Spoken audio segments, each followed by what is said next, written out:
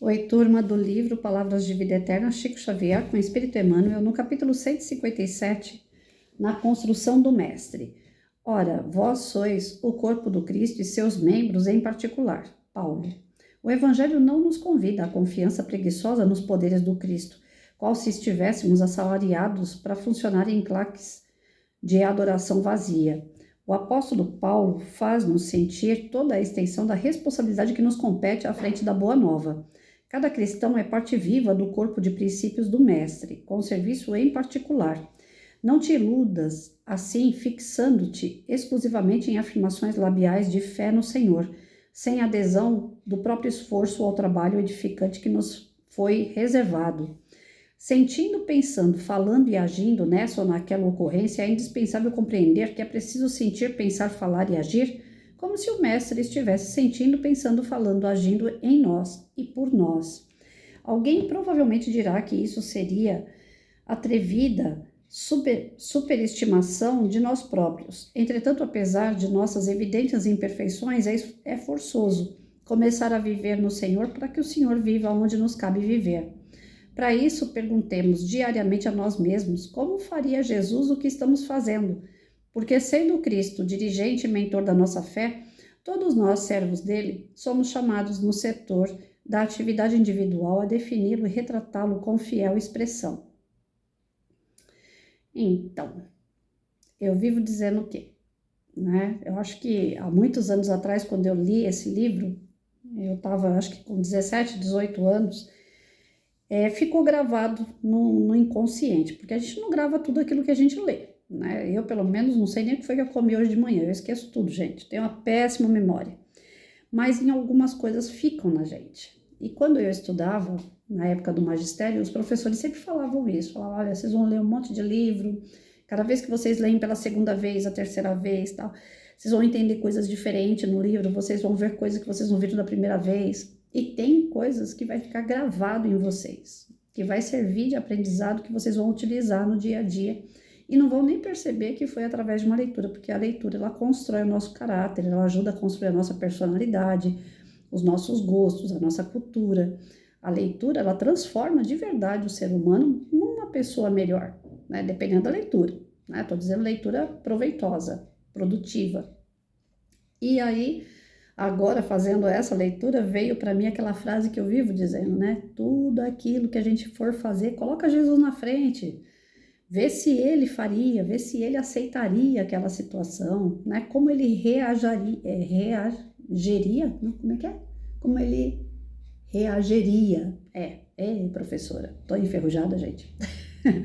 Então, como que é que Jesus ia fazer diante de situações que nos colocam em prova, né? Essa semana passada, que nem eu falei para vocês, passei por um monte de tormenta e eu colocava Jesus e São Francisco de Assis. Eu falava, vamos, o que vocês fariam? Me ajuda, o que eu devo fazer? Qual é a resposta que vocês têm para me dar? Eu não posso ficar sempre falando assim, Jesus vai tomar conta, Jesus vai resolver. São Francisco de Assis é que vai clarear meu caminho. É Deus quem vai dar a solução. Eu não posso ficar achando alguém que faça aquilo que eu tenho que fazer. Por mais que eles sejam perfeitos, que eles sejam tudo de iluminação em nossa vida. Eles servem para nos ajudar. Mas eu não posso colocar nenhum santo, nenhum espírito superior e nem mesmo o meu Criador, o nosso Criador, para ser capacho meu. Eu vou botar ele na frente e ele que resolva tudo? Né? Ele é meu escravo agora? Não. Essas pessoas, esses espíritos superiores, eles já tiveram as missões muito bem cumpridas. Eles olham por nós, Jesus é o governador do nosso planeta, sem dúvida nenhuma. Francisco de Assis, ele veio mostrar para a gente, através da sua vida, né, através do seu cotidiano, que é possível um ser humano cheio de falha ir modificando aos poucos e se transformar num ser mais elevado? Sim, mas são situações de missões que esses espíritos não precisam mais passar. Passaram porque quiseram passar. Porque se colocaram no nosso lugar e falaram, se a gente não for lá e desenhar, esse pessoal não vai sair do lugar. Então, só a Bíblia, o Evangelho, igrejas, não ia adiantar, né? Então precisava de exemplos. E eles vieram fazer essas missões. Agora é justo, depois de tudo que eles passaram, ainda continuar aqui? Não, Jesus vai resolver. Santo Agostinho vai resolver, Maria vai resolver. Eu posso pedir para eles me ajudarem a resolver. Assim como um filho pede para o pai uma orientação. Assim como o irmão mais novo pede orientação ao irmão mais velho. Eu posso pedir socorro, mas não que eles façam por mim. Agora eu preciso colocar eles na minha frente sempre. Diante das situações que me colocam em prova, eu tenho que entender essa prova e preciso reagir como eles reagiriam, né? Então eu sempre falei para os meus alunos, para o meu filho, você quer saber se está fazendo coisa certa ou errada? Coloca Jesus na tua frente. Se ele aprovasse, se ele fizer, tá corretíssimo. Se ele não fizer, se você ficar na dúvida se Jesus ia ou não, é melhor você não ir, né? Então, nessa construção que nós temos de um espírito elevado, o nosso maior mestre, sem dúvida nenhuma, é Jesus.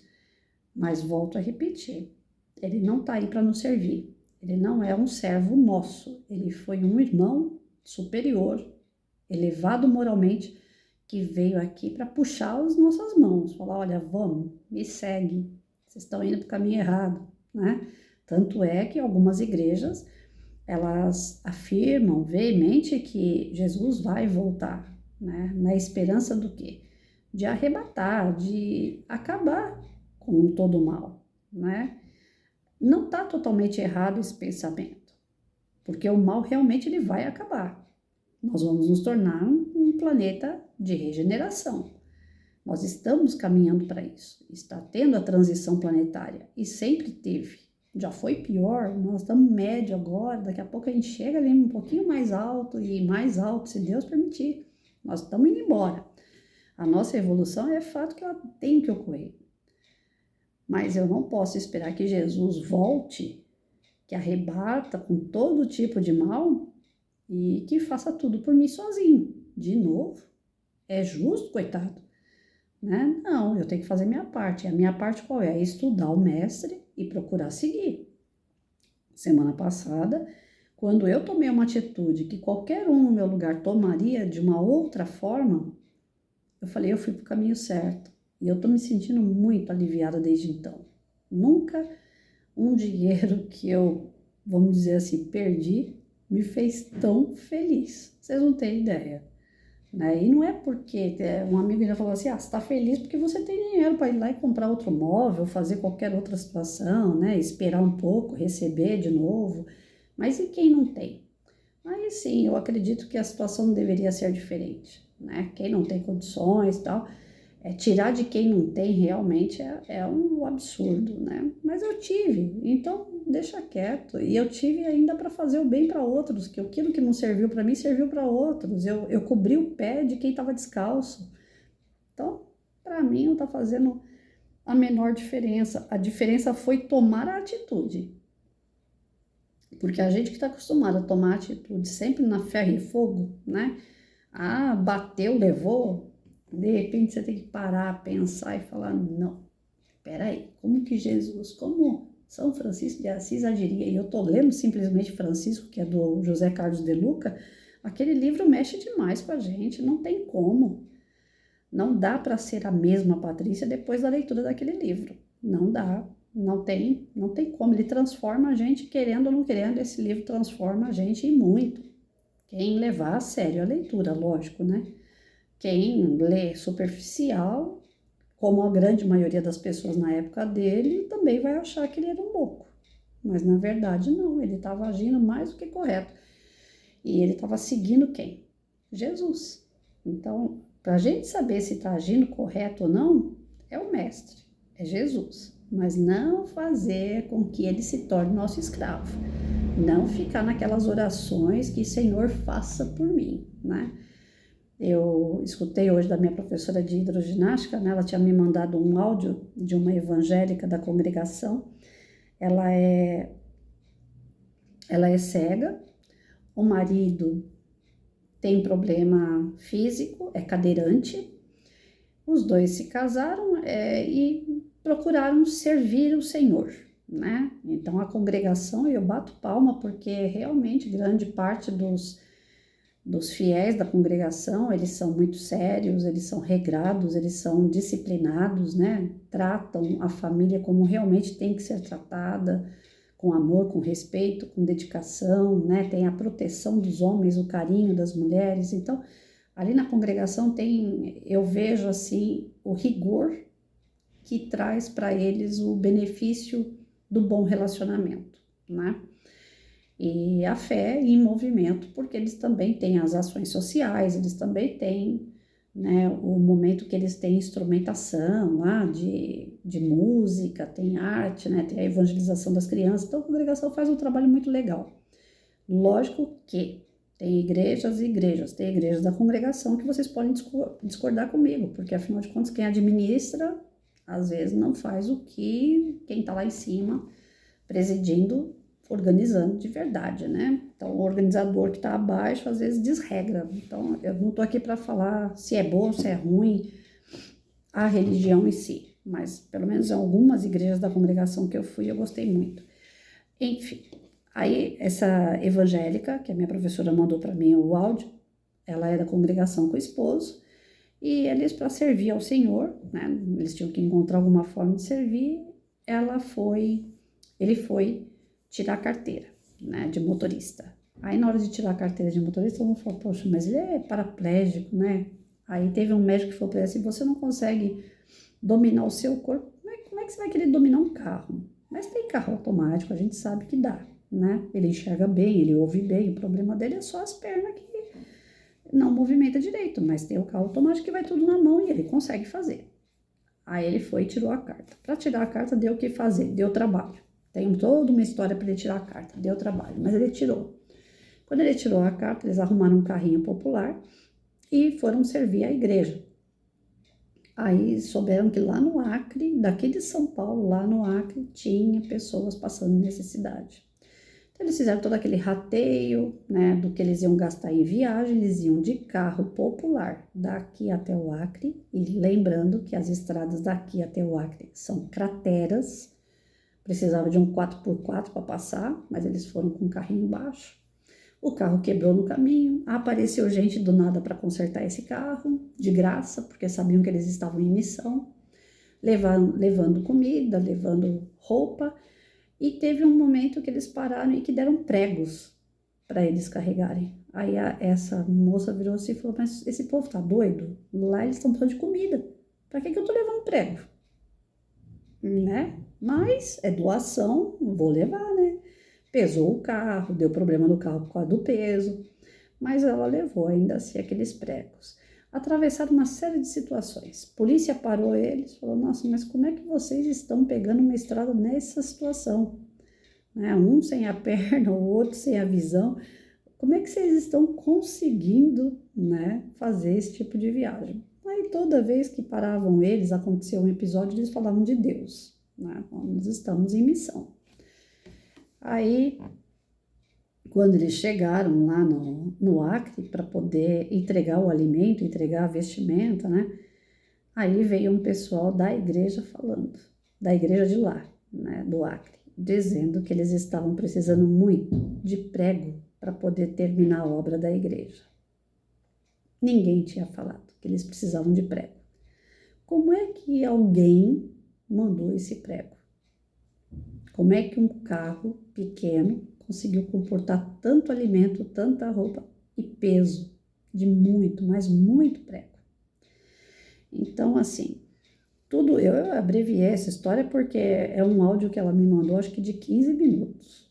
Ela vai explicando titim por titim, né, do que aconteceu com a trajetória ela e o marido. E o que eu mais me impressionei, né, que eles estavam seguindo Jesus, que eles estavam fazendo, né, todo um roteiro em prol do bem de alguém, mesmo que para eles que fosse um perigo, mesmo que para eles não fosse algo tão prazeroso, não era passeio, não era nada, né, pessoal, íntimo deles, era algo para alguém. Eles estavam danificando o carrinho deles, eles estavam correndo risco, né, como aconteceu do carro quebrar e do nada aparecer gente e consertar o carro para eles. Então, assim, esses missionários, eles estavam simplesmente seguindo Cristo. Né? A gente não tem que se colocar em risco, a gente já leu sobre isso, que primeiro lugar é a nossa vida, mas tem situações, como Jesus, que ele se sacrificou por nós. E isso, esses evangélicos levaram ao pé da letra. O sacrifício nosso em prol do outro. Então, às vezes, algumas situações, elas forçam a gente, né? É aquele checkmate. Você está seguindo Cristo mesmo ou não? Porque Cristo chegou ao ponto de sacrificar a própria vida por nós. Não é para limpar, purificar nossos pecados, mas para a gente aprender a purificar os nossos pecados. Para que a gente aprendesse a nos tornar pessoas melhores. Cristo não limpou nada. Se eu sou ruim, eu continuo sendo ruim. Mas ele me ensinou a ser melhor. Então, nessa construção do dia a dia, da gente tentar ser melhor, só tem um jeito da gente saber se está indo para o lado certo ou não. O que Jesus faria? Se a gente souber que aquilo que a gente tem que fazer, Jesus não faria, cai fora porque está errado. Se aquilo que você está fazendo, Jesus faria, continue. É esse o caminho.